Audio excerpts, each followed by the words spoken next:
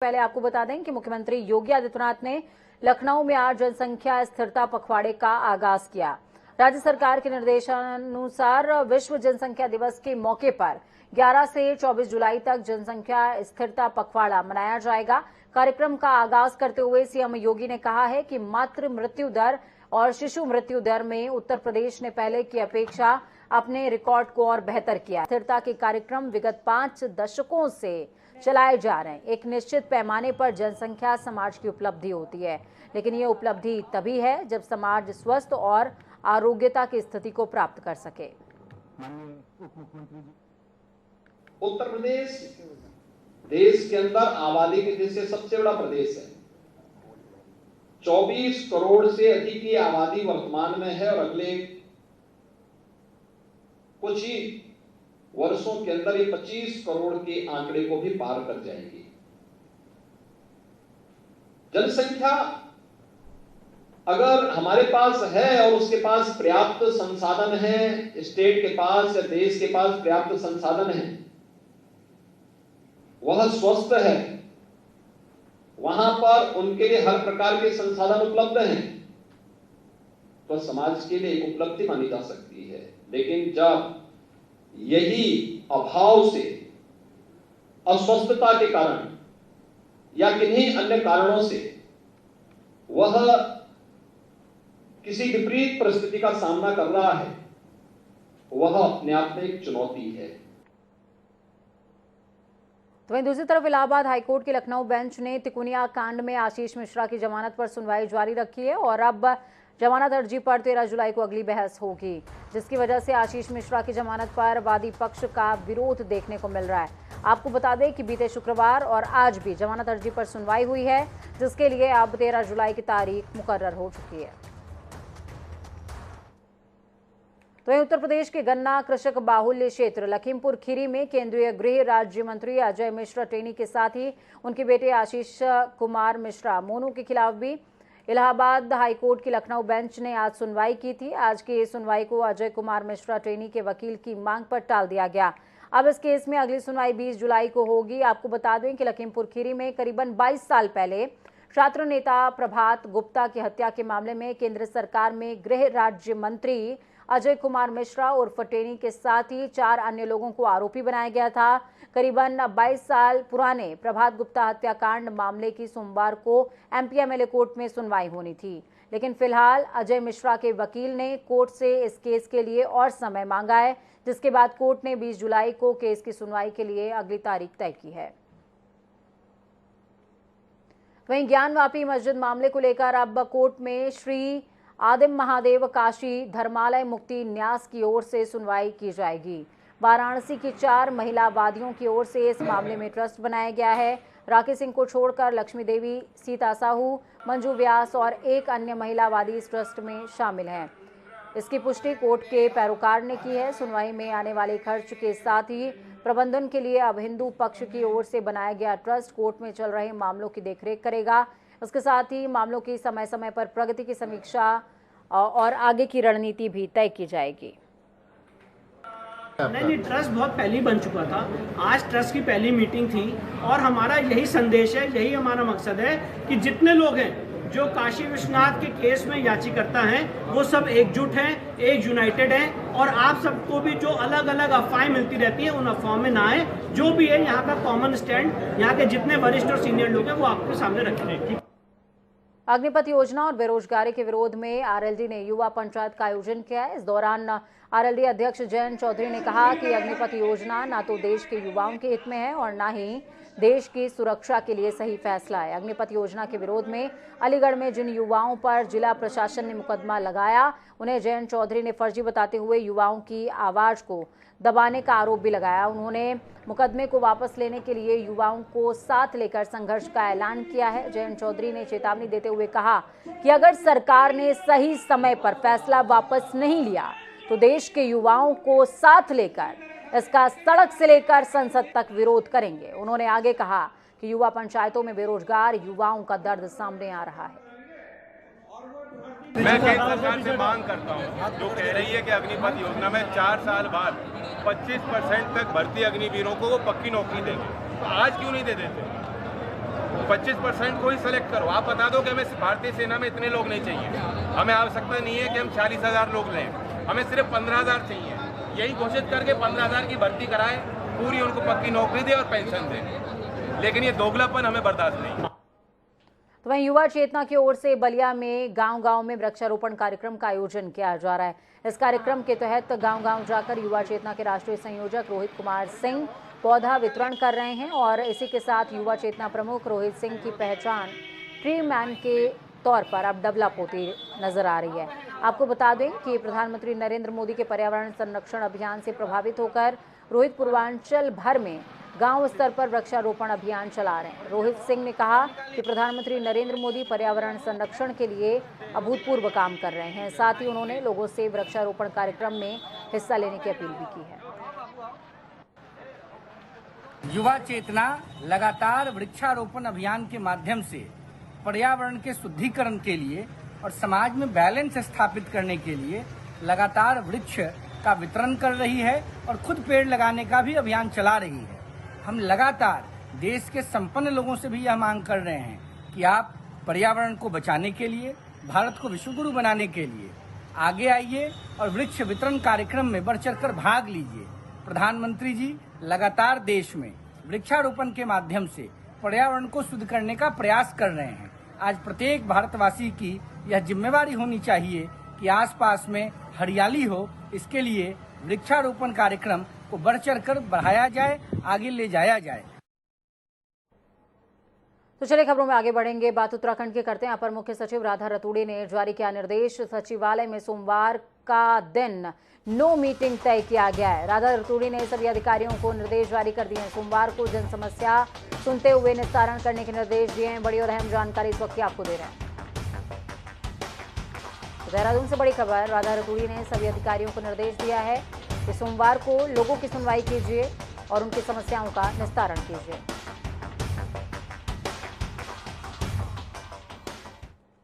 तो वहीं राष्ट्रपति पद की उम्मीदवार द्रौपदी मुर्मू आज देवभूमि उत्तराखंड पहुंची हुई थी। इस दौरान उनका भव्य स्वागत किया गया। एयरपोर्ट पर जनजातीय सांस्कृतिक दलों ने लोक नृत्य किया और ऐसी छटा बिखेरी जिससे द्रौपदी मुर्मू के चेहरे पर मुस्कान खिल उठी।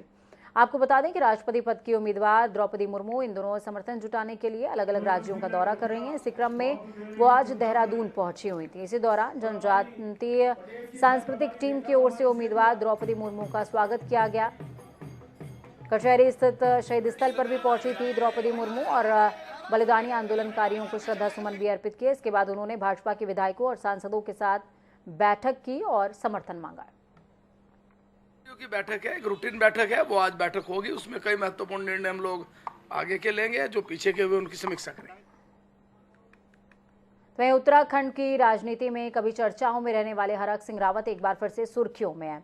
दरअसल हरक सिंह रावत की डिफेंस कॉलोनी स्थित आवास पर कांग्रेस के विधायक और पूर्व प्रदेश अध्यक्ष प्रीतम सिंह, विजय पाल सजवान, नेता प्रतिपक्ष भुवन कापड़ी और लालचंद शर्मा पहुंचे हुए थे। यूं तो हरक सिंह रावत से कांग्रेसियों की इस मुलाकात को सामान्य माना जा रहा है, लेकिन राजनीतिक गलियारों में चर्चा है कि हरक सिंह रावत कांग्रेस की कार्यप्रणाली से खुश नहीं है और इसलिए भी वो पार्टी का दामन छोड़ सकते हैं। यही नहीं, बीजेपी से भी हरक सिंह रावत का नाम जोड़कर देखा जा रहा है। लिहाजा कांग्रेसियों के उनके घर जमावड़ा लगाने के बाद बंद कमरे में क्या बातचीत हुई, ये राजनीतिक रूप से चर्चा का विषय भी बना हुआ है। आज कांग्रेस के 2 नेताओं ने पार्टी को अलविदा कह दिया है, जिसके बाद से कांग्रेस के नेता सख्ते में हैं। नहीं, ये तो सामान्य रूप से जो है सब लोग भाई प्रीतम जी का फोन आया था कि बहुत दिनों से हम लोग बैठे नहीं हैं, तो फिर सब लोग आके गपशप मार रहे हैं। फिर जब सामाजिक कार्यकर्ता बैठते हैं तो आपस में चर्चा होती है कि भाई देश के लेवल पर प्रदेश में कैसे आगे राजनीति होगी, सामाजिक किस तरह काम चलेगा, तो उस पर आप सामान्य रूप से हम लोग चर्चा करते रहे आपस में। देखिए, हरक सिंह जी प्रदेश के बहुत वरिष्ठ नेता हैं और हमारे कांग्रेस के जो है पुराने साथी हैं। आज हम सब लोग जो है हरक सिंह जी के आवास पर आए हैं। स्वाभाविक बात है, जब हम बैठते हैं तो राजनीतिक बातें होती हैं, आगे का रोड मैप क्या होगा, उस पर हम कैसे चले, उस पर चिंतन मनन भी होता है। तो हम आए एक औपचारिक वार्ता और एक औपचारिक बात के लिए हम समय समय पर मिलते रहते हैं। तो चलिए इस खबर पर ज्यादा जानकारी के लिए फोन लाइन पर अजीत काम्बोज हमारे साथ में जुड़ गए हैं। अजीत, औपचारिक मुलाकातें अक्सर अनौपचारिक घटनाओं को जन्म देती हैं, ये मुलाकात कैसी?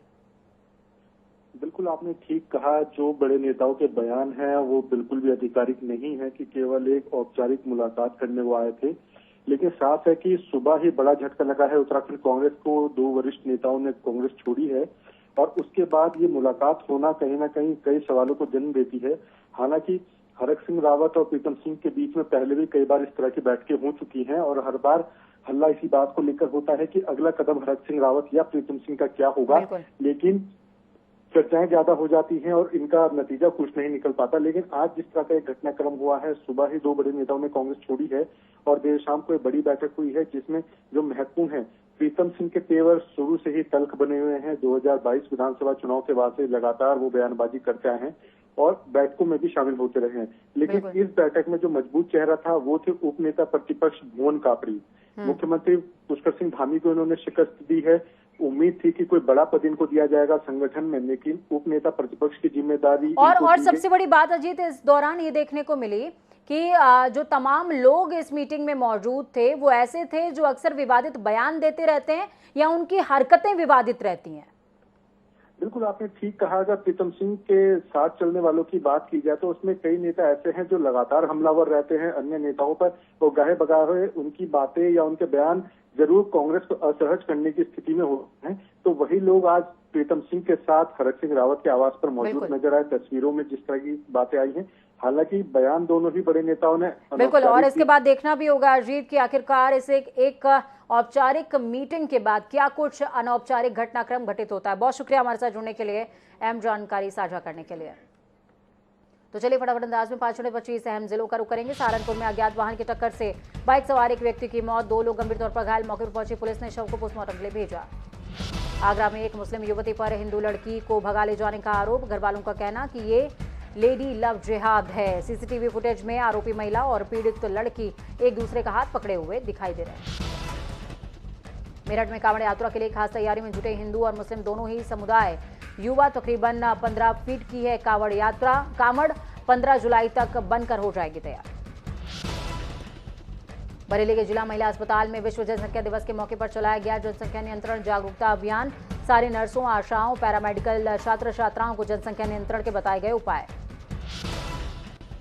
हल्द्वानी में आम आदमी पार्टी की अहम बैठक। महिला कार्यकारी अध्यक्ष मंजू तिवारी ने कहा, महंगाई, भ्रष्टाचार और महिलाओं की सुरक्षा को लेकर पूरे प्रदेश में रहेगी आंदोलनरत माहौल। सुल्तानपुर के पास इलाके में अज्ञात कारणों में लगी आग लगने से लाखों का सामान जलकर हुआ खाक। सूचना पर पहुंची पुलिस और फायर ब्रिगेड की टीम ने कड़ी मशक्कत के बाद आग पर काबू पाया। एटा के जथैरा प्राथमिक स्वास्थ्य केंद्र में कर्मचारियों और दलालों का रिश्वत लेते हुए वीडियो वायरल। युवक ने पूछा कि किस बात की रिश्वत, तो स्वास्थ्यकर्मी ने कहा ये रिश्वत नहीं फीस है। बदायूं में बिजली कटौती के विरोध में ग्रामीणों ने लगाया था जाम। बिजली न आने से किसानों की फसलें सूखी। जाम की सूचना पर उप जिलाधिकारी मौके पर पहुंचे, तब काफी समझाने पर ग्रामीणों ने खोला जाम। भदोही में राजकीय विद्यालय में कार्यरत प्रधानाचार्य, शिक्षक, शिक्षिकाओं और कर्मचारियों को 4 महीने से वेतन नहीं मिल रहा है, जिसको लेकर सभी अध्यापकों ने जिला विद्यालय निरीक्षक को पत्र सौंपा। कार्यालय पर किया प्रदर्शन। अलीगढ़ में शराबी पति से विवाद पर महिला ने 11 माह की अपनी मासूम बच्ची को गोद में लेकर खुद को लगाई आग लगने से जिंदा जली बच्ची। महिला भी गंभीर तौर पर झुलसी। सहारनपुर में अज्ञात चोरों ने दुकान का शटर काटकर हजारों रुपए कर मौके से लेकर वो हुए फरार। चोरी करते समय सीसीटीवी कैमरे में कैद हुई घटना। सूचना मिलते ही मौके पर पहुंची पुलिस जांच में जुटी। कानपुर देहात में 2 युवकों के बीच मारपीट का वीडियो हो रहा था, जिसे वायरल। नशे में चूर 2 युवकों के बीच में जमकर हुई मारपीट। नोएडा में मोबाइल और चेन लूटकर भागने वाले 6 आरोपियों को पुलिस ने किया गिरफ्तार। आरोपियों के पास से 37 मोबाइल, चेन, 3 बाइक, 3 तमंचे और 5000 रुपए नकदी बरामद। आगरा में ऑटो चालक पर पुलिस ने की कार्रवाई। नियमों का पालन न करने पर ऑटो चालकों पर चला पुलिस का चाबुक। 2 दिन में 20 ऑटो किए गए सीज। नोएडा में पुलिस ने फर्जी पासपोर्ट और वीजा बनाने वाले 3 आरोपियों को गिरफ्तार किया। पुलिस ने आरोपियों के पास से 15 पासपोर्ट और 4 वीजा भी बरामद किए हैं। सहारनपुर में एक युवक का शव कार में पड़ा मिला। शादी से नाखुश युवक ने की आत्महत्या। सूचना मिलते ही मौके पर पहुंची पुलिस जांच में जुटी। सहारनपुर में बाइक सवार और पिकअप की जबरदस्त टक्कर, हादसे में 2 युवकों की मौके पर ही दर्दनाक मौत, पिकअप चालक गंभीर तौर पर घायल। ललितपुर में गौशालाओं में भूसा सप्लाई में बड़ा खुलासा, गेहूं के भूसे के स्थान पर उड़द की डंठल के भूसे हो रहे हैं सप्लाई। डीएम ने वायरल वीडियो के आधार पर जांच करने की बात कही। मेरठ में कांवड़ यात्रा के लिए की जा रही है खास तैयारी, हिंदू और मुसलमान मिलकर बना रहे हैं बुलडोजर कांवड़। तकरीबन 15 फीट की है कांवड़, 15 जुलाई तक बनकर तैयार हो जाएगी। ग्रेटर नोएडा में पुलिस ने अवैध गांजा और शराब के साथ 5 नाइजीरियन पुरुष और 5 नाइजीरियन महिलाओं को किया गिरफ्तार। आरोपियों के कब्जे से 310 ग्राम गांजा, 217 बोतल बियर और 17 बोतल अंग्रेजी शराब की बरामद। बरेली में बंधन बैंक के कर्मचारियों ने 1 लाख रुपए की लूट, एक ही बाइक पर सवार थे 4 बदमाश। लूट की सूचना पुलिस को दी गई, पुलिस जांच में जुटी। युवा चेतना बलिया में गांव-गांव वृक्षारोपण कार्यक्रम का आगाज, गांव-गांव जाकर युवा चेतना के राष्ट्रीय संयोजक रोहित कुमार सिंह कर रहे हैं वृक्षारोपण और वितरण भी। रामपुर के खेत में बिजली का तार टूट के गिरने से मां बेटी समेत एक युवक की मौत। खेत में चारा काटने गई थी मां बेटी, दूसरे खेत में खाद लगा रहे एक युवक की भी मौत। परिजनों ने विद्युत विभाग पर लापरवाही का आरोप लगाया। मथुरा में बांके बिहारी जी के मंदिर वाली जमीन पर कब्रिस्तान और मजार बनाकर अवैध रूप से कब्जा करने का मामला आया सामने। 2004 से ही किया जा रहा है कब्जा। आगरा में स्पेयर पार्ट के गोदाम में लगी भीषण आग, मौके पर पहुंची फायर ब्रिगेड की टीम ने आग पर पाया काबू। गोदाम में आग लगने की वजह का अभी तक पता नहीं चल पाया।